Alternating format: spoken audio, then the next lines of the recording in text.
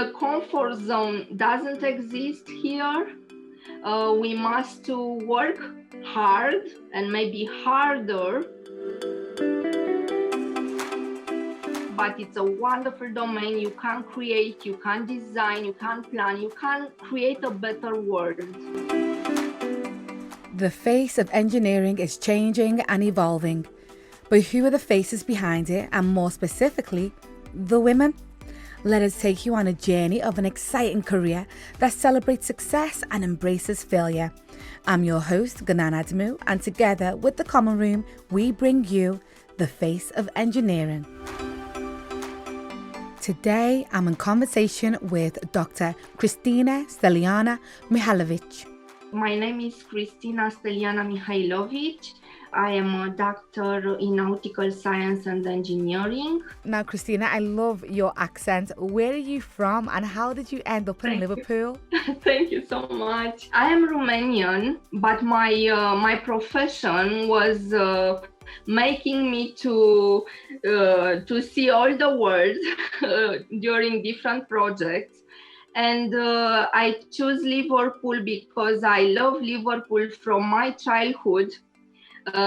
Since I was watching Titanic, yes, and since my mom was listening Beatles. So I'm in Liverpool since last year. So I have 1 year and a half in Liverpool, and I'm really happy that I am here and my dream come true actually. Such an amazing city with wonderful people. I love that. So, Cristina, what inspired you to get into engineering and especially nautical science and engineering? Since I was a child, I was doing hundreds of equations, actually asking my mom not buying me toys or other things, just books, math books, physics books. And I was doing this by pleasure, like I'm doing a puzzle.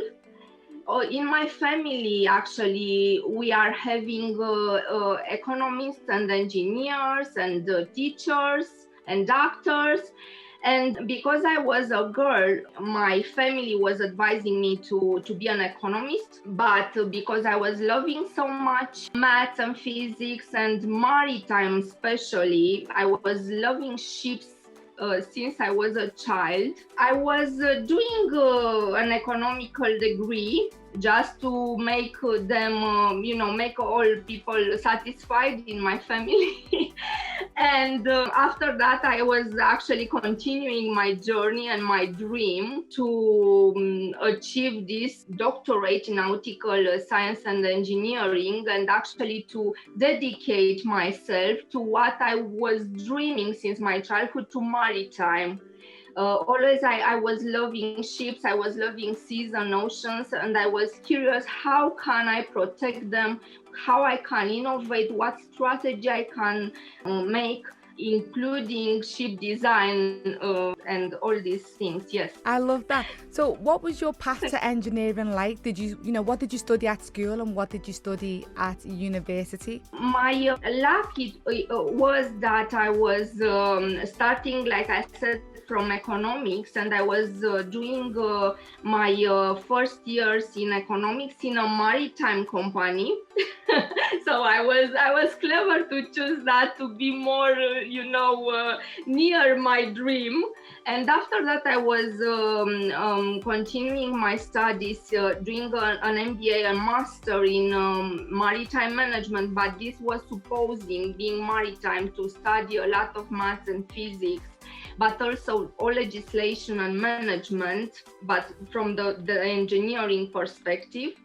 And also, I was achieving this title like a doctor in Nautical Science and Engineering in Barcelona at Polytechnic University, studying a lot of STEM subjects, of course, and also the legal and contractual side of maritime. So actually, from planning, from loading a ship, different strategies, different contracts, because engineering in maritime doesn't mean always only design or only planning or only calculations. It's very complex field, and all it's linked together. So yes.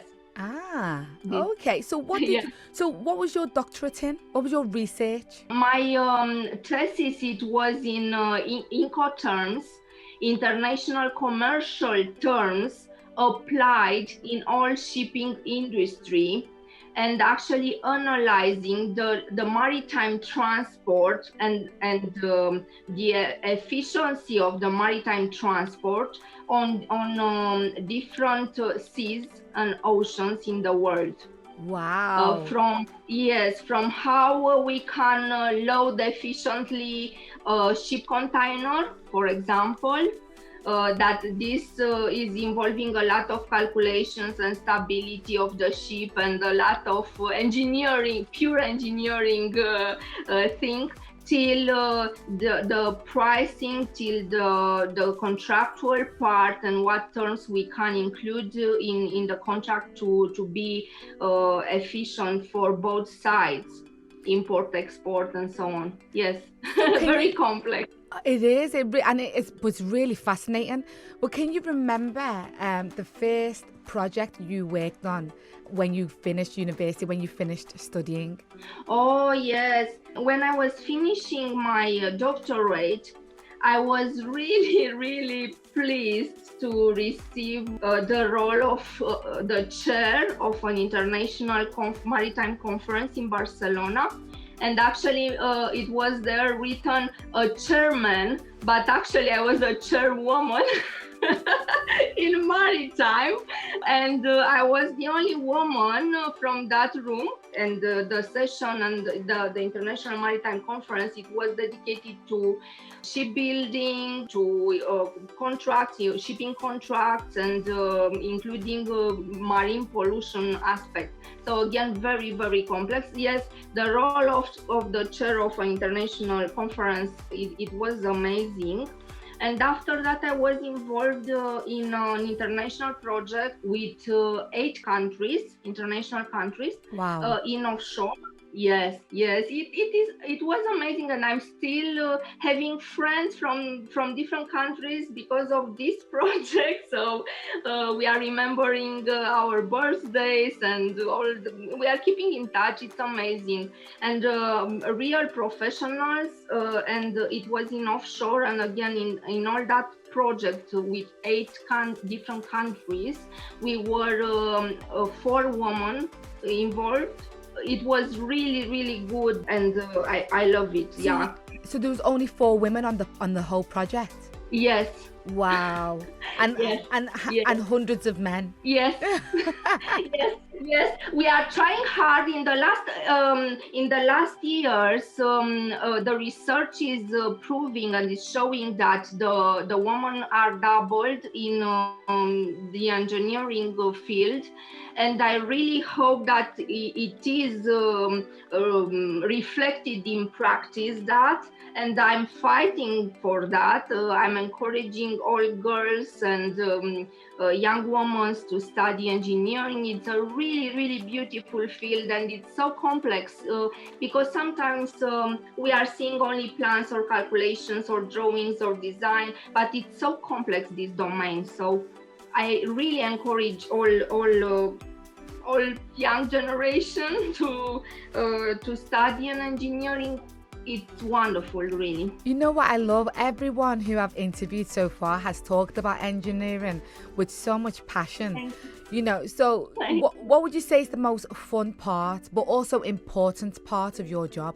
I have many important roles, including that I was a lecturer too. I was a lecturer for engineers aerospace and also in shipping. I have a big role because I want to be also a mentor, not only a lecturer or a trainer. And also my big part is in health and safety too. So depends on how I am advising on or what I'm writing there really affects all activity. And also the management aspect, because I was training, for example, masters in shipping, in human element leadership and management, and there we have a lot of aspects that are including the emotional intelligence. It's really delicate, everything, and in the same time very strong, because they put a huge fingerprint on all professionals in my field.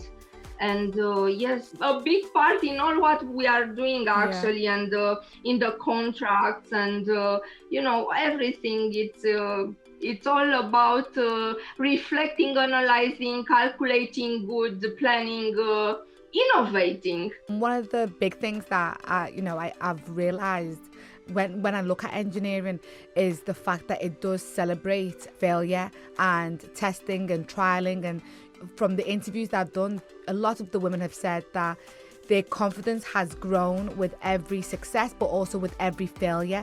Would you say that's been the same with you? Of course, because only from experiences we are learning. And Edison was saying that failure that doesn't exist, are just steps, are just experiences to achieve the success. So without these experiences and any research, maybe many failures, but at the end we are achieving what we want and we are innovating. We can't exist, we can't have innovation without experiments, without research, and without this fails, to say like that. But like I said, they are experiences and we are learning and we are progressing through them. I love this. I absolutely love it. So, one of the big things with engineering and with science, I always say, you guys can, use your gift of creation and design to either make the world a better place or actually aid the world to destruction, to destroy the world. Now, what would, so what would an ideal world look like to you? I am mixing engineering aspects and the practical aspects with humanity, because now I am working a lot on sustainability, on these sustainable development goals that we must implement in all domains, being engineering or cultural or all domains actually. And without kindness, without this humanity aspect, we can't actually progress. And emotional intelligence is based on humanity and kindness. It's based on reflection. So for me, a better world means a world of kindness and partnerships between all people, all countries. So reducing inequalities, it's SDG 10, a sustainable development goal. So for me, a perfect world is that. Reducing and eliminating actually inequalities and work together and make and take the positive from everything. Yeah. Now, engineering, you mentioned before about one of the projects that you worked on, and there was just 4 women and hundreds of men. Now, in terms of diversity, from your experience, do you think engineering still has a long way to go? And if so, what do you think how do you think they can make, they can encourage more women, especially, and women of color and different ethnicities and, backgrounds to get into engineering? I think in the last years, we are progressing with this aspect. More women are studying engineering, Now we must work on what means including them in the job field, supporting, according them the real support that they need to can develop and achieve their full value.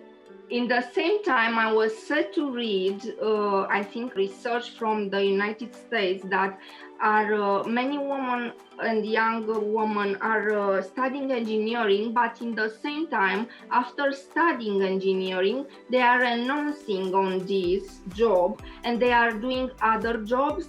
And we must to think and reflect on that. Why?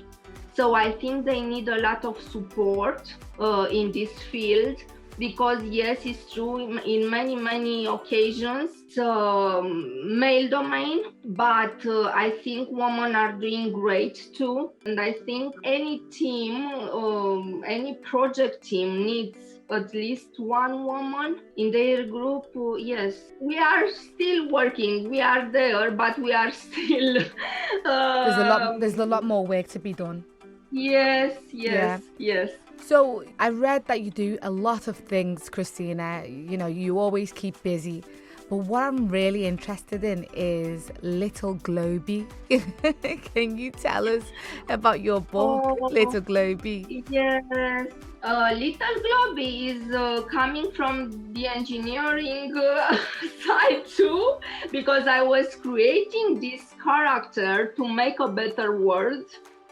To make inspirational and write inspirational stories for children and parents and grandparents for a better world. I have published till now 3 Little Globey's books, educational stories. And actually in one of them, I am encouraging girls especially, but not only girls, children and young people to study engineering. The Little Globey and the Magic Balloon in the Air. Actually, I'm starting with making a description of how to build a balloon, a hot air balloon. And after that, I'm encouraging children to study engineering, and especially girls. One of the characters wants to study in shipping and build ships, and one of them wants to build planes. And in this way, I'm hoping to inspire the young generation and to give them an impulse to study in engineering. I love that. There's so many different messages that come out of Little Globey. But obviously the big one is definitely, you know, climate change and having a sustainable world that these young ones can be proud of. And also for us as adults to build and start making those necessary changes that will allow them to, you know, to live in a clean world. So before I let you go, Cristina, what tips or what advice would you have for any young woman who would love to go into engineering? I can say that they should be confident in themselves. They can achieve what they dream. The comfort zone doesn't exist here. We must work always hard and maybe harder to achieve what we want to achieve, but it's a wonderful domain. You can create, you can design, you can plan, you can create a better world. I want to finish with a quote from Stephen Roberts, a great engineer. Art without engineering is just dreaming, and engineering without art is just calculating. Wow. It's wonderful. And actually, what I'm doing myself is that mixing art with engineering and with plans and calculations and innovations. So yeah, it's so complex. And I have one more in bold and one more quote from Little Globey to say, everyone, explore, discover, believe in you. This is Little Globey's motto, my motto, for my quote for all generations, all young generation, to make them, you know, discover themselves, to explore, to to believe in themselves. The engineering field, it's the one that is giving us all these chances. That was Cristina. Now, when she isn't working to make global shipping so much more sustainable, she's writing inspirational children's books, opening up the idea of working in engineering to every kid out there. Next time, I talk to civil engineer Abilola Amor on The Face of Engineering.